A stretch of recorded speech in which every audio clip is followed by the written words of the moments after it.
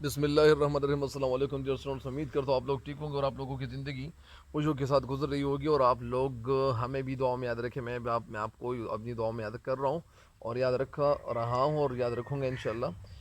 مرتے دم تک۔ آپ سب کو اللہ تعالی ہم سب کو حامی ناصر ہو، اور اللہ تعالی ہم سب کو اس دنیا اور آخر دونوں جہانوں کی کامیابی اللہ تعالی ہم سب کو عطا کرے، اور یہی دعائیں ہونی چاہیے۔ تو آج بڑھتے ہیں مزید اشعار کی تشریح کی طرف، لیکن میرے چینل پہ ہارے نئے آنے والوں کو چاہیے کہ میرے چینل کو ضرور سبسکرائب کریں اور بیل آئیکن گھنٹی وہ ضرور دبائے، تاکہ میری نئی آنے والی ویڈیو آپ کو وقت پہ بر وقت پہنچتی رہے اور آپ اس سے استفادہ کریں، بلکہ آپ کے دوست بھی اس سے استفادہ کریں، ٹھیک ہے؟ تو لیکن آپ کو ایک بات بتا دوں کہ بہت سارے لوگ یہ سوچتے ہیں کہ یار ہم نے جو زندگی گزاری ہے اس میں ہم نے کچھ نہیں پایا، کچھ نہیں کمایا، کچھ نہیں کیا، کچھ ایسے کام نہیں کیے جن کاموں کے لیے ہمیں اللہ تعالیٰ نے بھیجا ہوا تھا۔ تو وہ وقت دور نہیں ہے، آپ اب بھی بہت کچھ کر سکتے ہو، پر امید رہا کریں۔ اور جو لڑکے یا جن طلباء نے مطالعہ نہیں کیا ہوا تو وہ اب بھی مطالعہ کر سکتے ہیں، ان کے پاس بہت سارا وقت ہے، اور وہ خود سے یہ سوال پوچھے، خود سے یہ پوچھے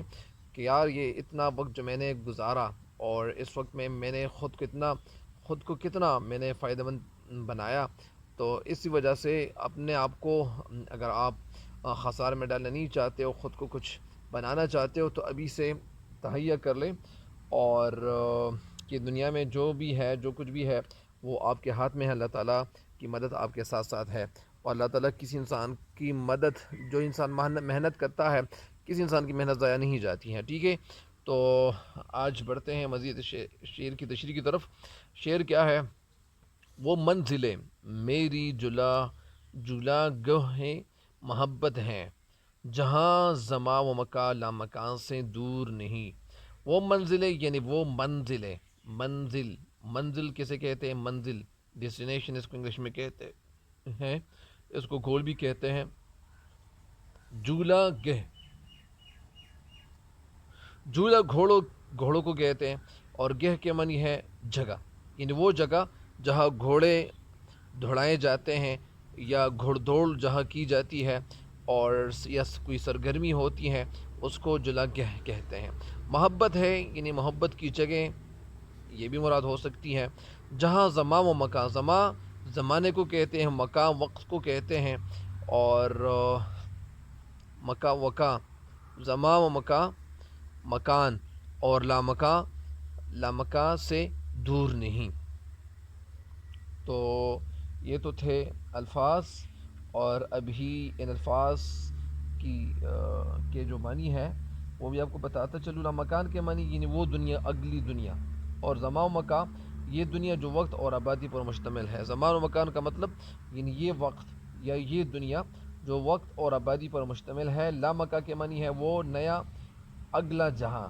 اس کو لامکان کہتے ہیں، ٹھیک ہے؟ تو اچھا، ابھی اس شعر کا جو مفہوم ہے وہ آپ کے سامنے رکھتا ہوں۔ اس شعر کا مفہوم یہ ہے کہ میری محبت کا میدان وہ منزل ہے، میری محبت کا میدان وہ منزل ہے، جہاں زماں و مکان عالم بالا سے زیادہ فاصلے پر نہیں ہے۔ یعنی میری محبت کا میدان وہ منزل ہے جہاں زماں و مکان عالم بالا سے زیادہ فاصلے پر نہیں ہے۔ تو اس کا ایک مطلب تو یہ بھی ہے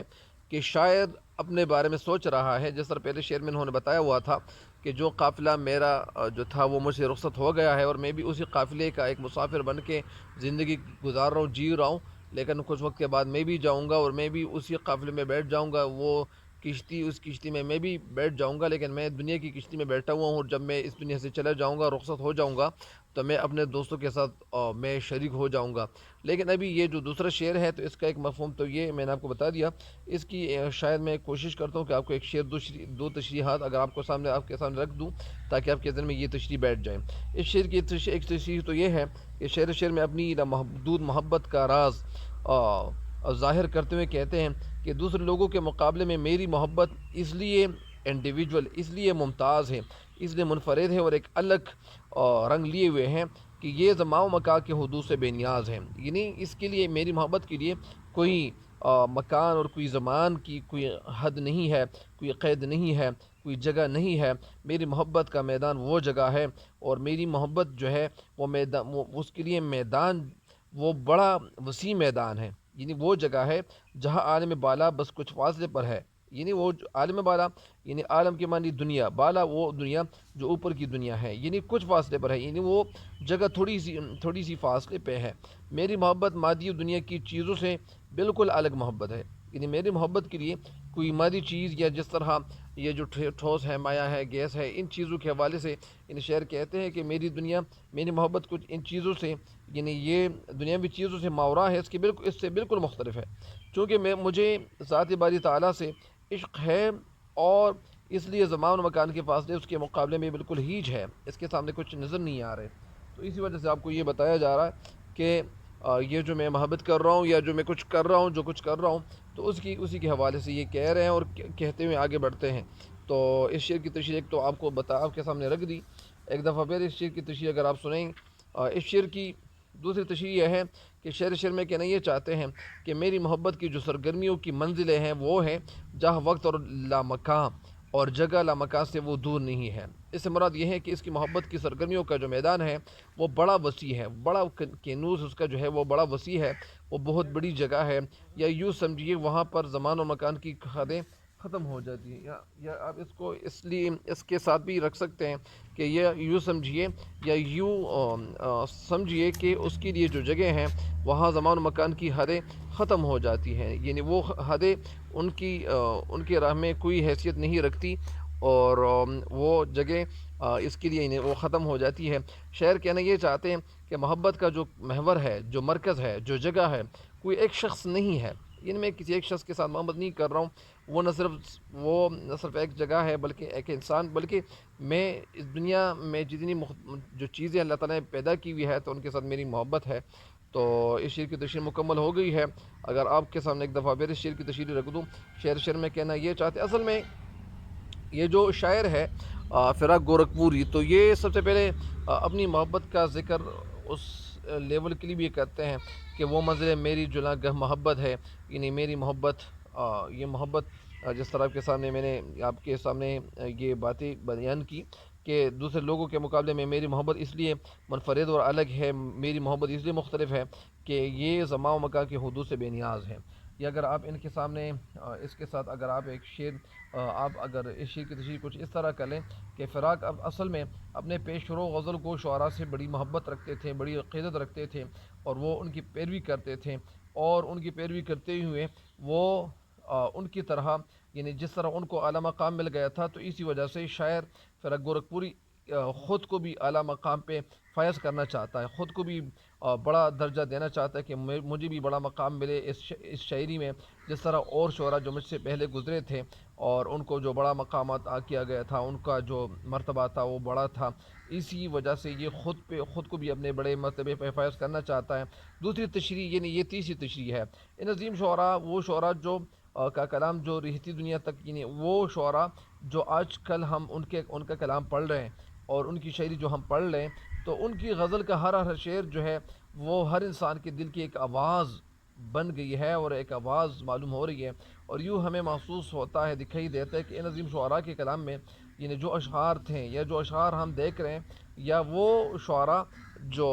ان کے جو اشعار ہیں وہ ہمارے پاس موجود ہے، اور کچھ شاعر تو ایسے بھی ہیں کہ ان کی شاعری یا ان کے جو اشعار ہیں وہ آج ہمارے پاس نہیں ہے، کیونکہ ان کی کتابیں، بہت ساری کتابیں جو تھی وہ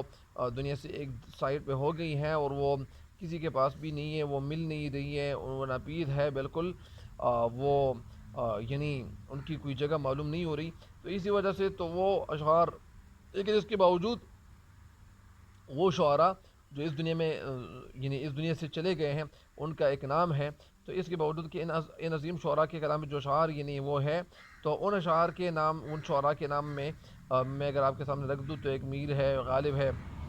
اور بہت سارے شاعر اور شعراء اور بھی ہیں، مصحفی ایک نام رکھتے تھے، مرزا سودا ہے، اور شیخ ابراہیم ذوق ہے، جب تک دنیا رہے گی ان کی غزلیں لوگ پڑھتے رہیں گے، اور یعنی یہ جو شعراء تھے، یا اسی طرح مرزا داغ دلوی کی جو شاعری تھی، اور ان کا جو بیان تھا، ان کی شاعری کا جو انداز تھا، وہ بھی بڑا اچھوتا تھا، بڑا نرالا تھا، بڑا خوبصورت تھا، اور وہ دل چاہتا ہے کہ ان کے شعر کو میں پڑھتا ہی چلا جاؤں، کیونکہ اس میں اتنی روانی ہے، اور دلی سکون، یعنی شاعر کہتے ہیں کہ میں اور دلی سکون حاصل کرتے رہیں گے، یعنی مطلب وہ شعراء جو اس دنیا سے جا چکے ہیں ان کے کلام کو لوگ پڑھ رہے ہیں، اور ان شعراء میں ایک نام مرزا داغ دلوی کا بھی ہے کہ ان کی شاعری مہربانی ہے۔ تو اسی وجہ سے شاعر کہتے ہیں کہ میں اپنے پیشرو شعراء کی وجہ سے مجھے بڑی دلچسپی ہے، میں بے حد دلچسپی رکھتا ہوں، اور میرا دل چاہتا ہے کہ وہ لوگ جو ان کا جو کلام تھا آل پائے کا تھا، ان کی طرح میرا کلام بھی ہر دور میں وہ زندہ، ہر دور میں زندہ اور پائندہ رہے، اور اسی طرح ان کی طرح میرا کلام بھی لوگ اس کلام کو بھی چاہیں، تو اسی وجہ سے وہ کلام کو بھی چاہیں کہ وقت کا جو تیز رفتار گھوڑا ہے، یا اسی طرح مجھے بھی عروج پر لے جائیں۔ یعنی شاعر اصل میں اپنی کامیابی چاہتا ہے اور خود کو بھی بڑے مقام پہ فائز کرنا چاہتا ہے، اور کہتے ہیں کہ یار لوگ میرا کلام بھی پڑھ کر قرار حاصل کرتا جائیں، میرا کلام بھی لوگ پڑھیں، میری شعر بھی پڑھیں، اور لوگ مجھے بھی اپریشیٹ دے دیں، مجھے بھی سراہیں، اور لوگ میرے کلام کی بھی تعریف کریں، اور میری غزل ان کی طرح یعنی وہ کیا ہو جائیں، یعنی امر ہو جائے، یعنی وہ کلام میرا بھی بن جائیں جس طرح وہ لوگ آج دنیا میں موجود نہیں ہیں لیکن ان کا کلام لوگ پڑھ لیں، ان کے کلاموں کو لوگ پڑھ لیں۔ تو غالب نے بھی اس طرح ایک خیال ظاہر کیا تھا، اور کہتے ہیں غالب نے کچھ اس طرح اپنے اظہار خیال کیا ہوا ہے کہ ہیں اور بھی دنیا میں سخنور بہت اچھے، ہیں اور بھی دنیا میں سخنور بہت اچھے، کہتے ہیں کہ غالب کا ہے انداز بیاں، اور کہتے ہیں کہ غالب کا ہے انداز بیاں اور۔ اس شعر کی تشریح مکمل ہو گئی ہے، تب تک کے لیے میں اجازت چاہتا ہوں، اللہ نگہبان۔